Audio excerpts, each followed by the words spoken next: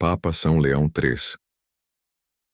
Nossa inspiração de santidade de hoje é São Leão III, um pontífice que enfrentou conspirações, violência e desafios políticos para defender a fé e unificar a cristandade em um dos períodos mais turbulentos da história da Igreja.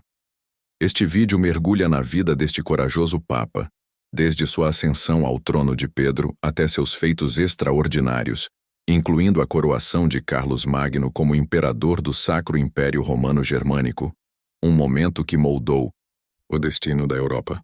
Você descobrirá como sua firmeza na fé, sua diplomacia sagaz e sua devoção inabalável à justiça o tornaram um dos grandes líderes espirituais da história. No dia 12 de junho, a Igreja Católica celebra São Leão III, que passou a Igreja Triunfante no ano 816. No coração da Roma medieval, em um tempo de caos político, conspirações e fé ardente, surgiu um homem improvável, mas destinado a mudar para sempre o rumo da história. Seu nome era Leão, um homem de origem humilde, sem laços nobres, sem alianças poderosas, mas com uma fé inabalável e um espírito indomável. Esse homem se tornaria São Leão III, o Papa que coroou Carlos Magno como imperador e selou o nascimento do Sacro Império Romano Germânico.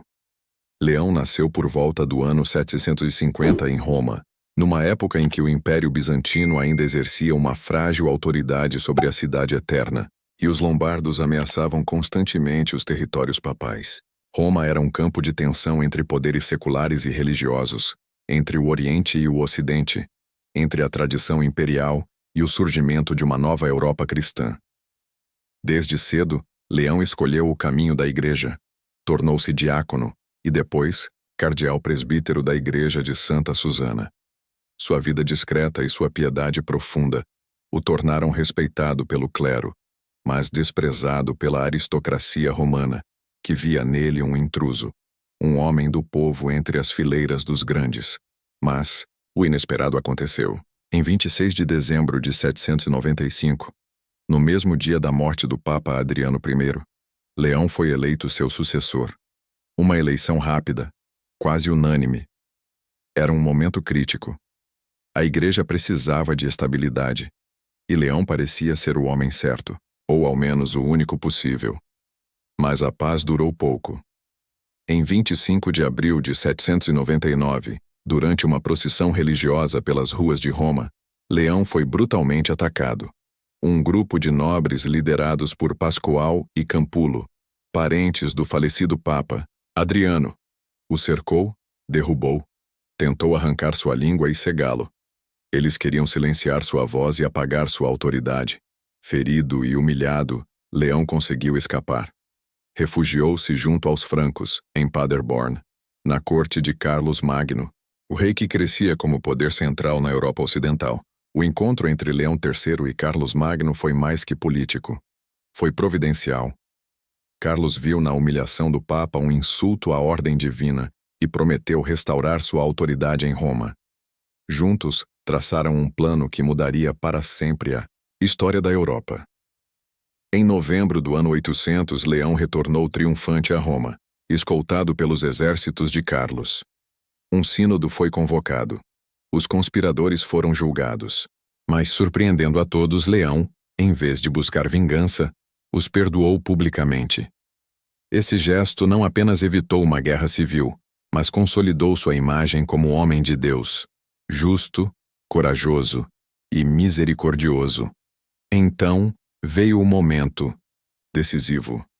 Na noite de Natal do ano 800, durante a missa solene na Basílica de São Pedro, com a cidade reunida em oração, Leão III ergueu uma coroa imperial e a colocou sobre a cabeça de Carlos Magno.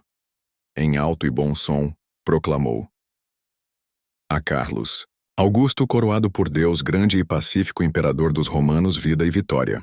Naquele instante, renascia o Império Romano no Ocidente, extinto desde o ano 476, e com ele, uma nova ordem, o Sacro Império Romano Germânico. Essa coroação não foi apenas um gesto simbólico, ela marcou A independência definitiva da Igreja em relação a Constantinopla. A aliança entre o papado e o poder temporal ocidental. A fundação espiritual da cristandade medieval, onde Igreja e Estado caminhariam lado a lado para evangelizar, governar e dominar. São Leão III continuaria a governar a Igreja por mais 16 anos. E mesmo sem grandes milagres pós-morte registrados, sua sobrevivência após o atentado, sua firmeza diante das ameaças e sua capacidade de perdoar foram vistos como sinais evidentes de santidade. Morreu em 12 de junho de 816, sendo sepultado na Basílica de São Pedro. Sua canonização não veio por um processo formal como conhecemos hoje, mas por aclamação popular e reconhecimento eclesiástico. Ele foi incluído no Martirológio Romano, e sua memória permanece viva, especialmente entre os que enxergam nele um símbolo de coragem, sabedoria e fé inquebrantável. Hoje, parte de suas relíquias repousa em Roma, e sua história é lembrada não apenas como a de um papa, mas como a de um arquiteto da civilização cristã europeia. São Leão III provou que não é o nascimento que define a grandeza de um homem, mas sua fé, sua coragem e sua capacidade de mudar o destino do mundo. Santos do Martirológio Romano, cuja memória é celebrada hoje. Em Roma, na Via Aurélia, São Basilides, mártir, foi um soldado encarregado de guardar prisioneiros cristãos. Comovido por sua fé, ele se converteu ao cristianismo, declarou abertamente sua nova fé e foi martirizado no início do século XIII. No Egito, Santo Onofre, anacoreta, viveu uma vida religiosa por 60 anos no vasto deserto. Em Utrecht, na Gelderland, Lotaríngia, Santo Odulfo, sacerdote, evangelizou os frísios. Na Suécia, Santo Esquil, bispo e mártir, um inglês de nascimento que foi ordenado bispo por seu professor São Sigfrido, trabalhou incansavelmente por Cristo entre os pagãos na província de Södermanland, onde foi apedrejado até a morte.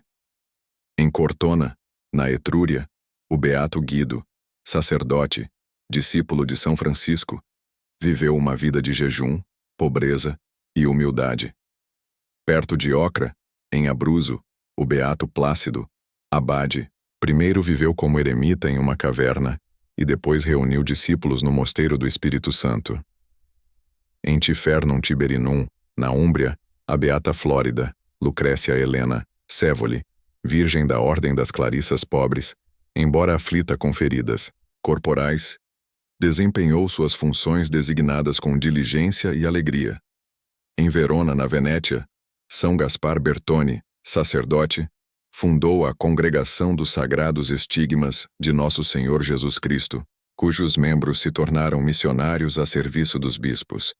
Em Capranica, perto de Viterbo, o beato Lourenço Maria de São Francisco Xavier Salve, sacerdote da Congregação da Paixão, conhecido por sua devoção ao Menino Jesus.